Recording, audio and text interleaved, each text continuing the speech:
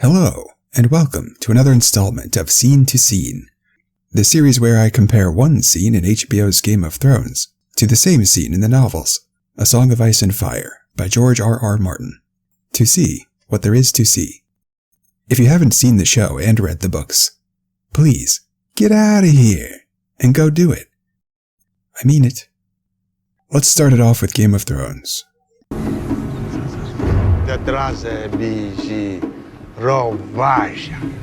They want the biggest one.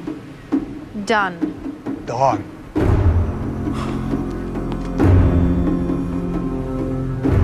I'll take you as well. Now, you'll be Master Krasny's gift to me.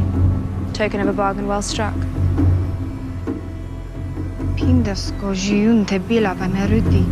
Pindasko gome la kizisir. Khaleesi, a dragon is worth more than any army. Aegon Targaryen proved that. You're both here to advise me. I value your advice, but if you ever question me in front of strangers again, you'll be advising someone else. Is that understood? Do you have a name? This one's name is Missandei, Your Grace. Do you have a family, mother and a father you'd return to if you had the choice? No, Your Grace. No family living. You belong to me now. It is your duty to tell me the truth. Yes, Your Grace, lying is a great offense.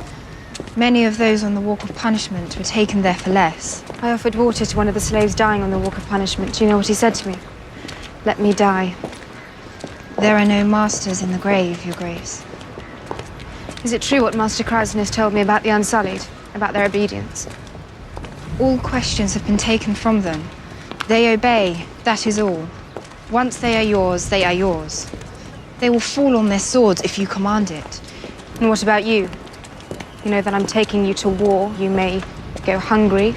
You may fall sick. You may be killed. Valar Morghulis. Yes, all men must die. But we are not men. All right. Now here's the same scene from A Song of Ice and Fire. The Unsullied will learn your savage tongue quick enough, added Krasnys Mona Claus, when all the arrangements had been made. But until such time you will need a slave to speak to them. Take this one as our gift to you, a token of a bargain well struck. I shall, said Dany. The slave girl rendered his words to her, and hers to him. If she had feelings about being given for a token, she took care not to let them show. Yet down in the Plaza of Pride, standing on the hot red bricks between the slavers' pyramid and the barracks of the eunuchs, Dany turned on the old man. Whitebeard, she said, I want your counsel, and you should never fear to speak your mind with me, when we are alone, but never question me in front of strangers. Is that understood? Yes, Your Grace, he said unhappily. I am not a child, she told him. I am a queen. Yet even queens can err. The Astapori have cheated you, Your Grace. A dragon is worth more than any army. Aegon proved that 300 years ago, upon the field of fire. I know what Aegon proved. I mean to prove a few things of my own. Dany turned away from him, to the slave girl standing meekly beside her litter. Do you have a name? Or must you draw a new one every day from some barrel? That is only for Unsullied, the girl said. Then she realized the question had been asked in High Valyrian. Her eyes went wide. Oh. Your name is O? No. Your Grace, forgive this one her outburst. Your slave's name is Missandei, but Missandei is no longer a slave. I free you, from this instant. Come ride with me in the litter. I wish to talk. Rakharo helped them in, and Dany drew the curtains shut against the dust and heat. If you stay with me, you will serve as one of my handmaids, she said as they set off. I shall keep you by my side, to speak for me as you spoke for Krasnys, but you may leave my service whenever you choose, if you have father or mother that you would sooner return to. This one will stay, the girl said. This one, there's no place for me to go. I will serve you, gladly. I can give you freedom, but not safety, Dany warned. I have a world to cross and wars to fight. You may go hungry. You may grow sick. You may be killed. Valar Morghulis, said Missandei in High Valyrian. All men must die, Dany agreed. But not for a long while, we may pray. She leaned back on the pillows and took the girl's hand. Are these Unsullied truly fearless? Yes, Your Grace. That's enough. Okay. In the books, Missandei is 10 years old. She's a child, so she has a child's perspective and fears. The format of the chapter in which this scene takes place is that Dany is acting strangely, and the reader very slowly develops an understanding of why. Dany's true intentions are subtly telegraphed in the relationship between the scenes.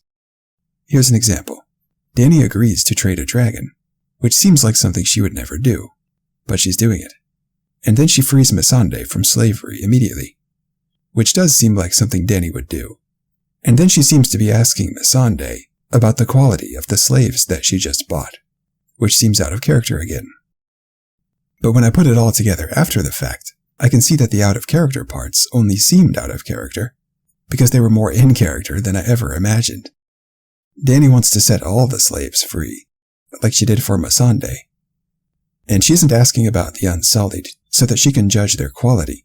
She's asking so that she can figure out if they will obey her commands immediately when she turns them against their former masters. So the part where Dany frees Missandei, in the books, is a clue that Dany hasn't lost her mind, and she's up to something. So I think that's what the show wanted to reproduce. And I think they got it. Dany's plan surprised me anyway. Dany doesn't free Missandei in the TV show version, so that clue isn't there.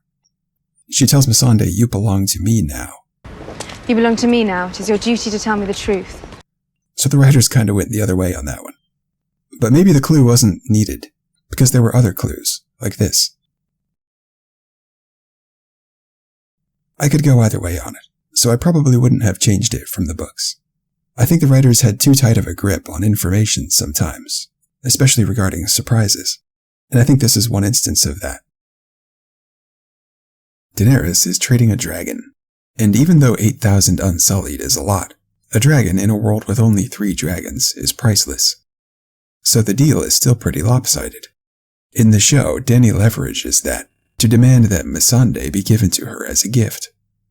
In the books, Kraznys offers up Missandei. It's a small change that seems meant to make Dany more of a badass.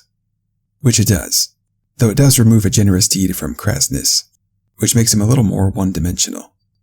In both the show and the books, Dany reprimands Jorah and Barristan for contradicting her in front of strangers, and she warns them to never do it again. And Dany's warning here is the reason it's pretty brave when Barristan throws a flagon of water on the Yunkish envoy later in the books.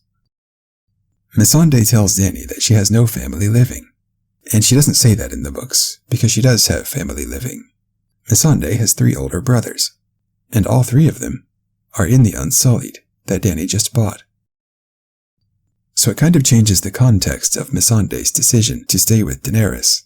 It reveals the possibility that the reason Missandei stays with Daenerys, at least initially, has more to do with wanting to stay near her brothers than, say, saving the world.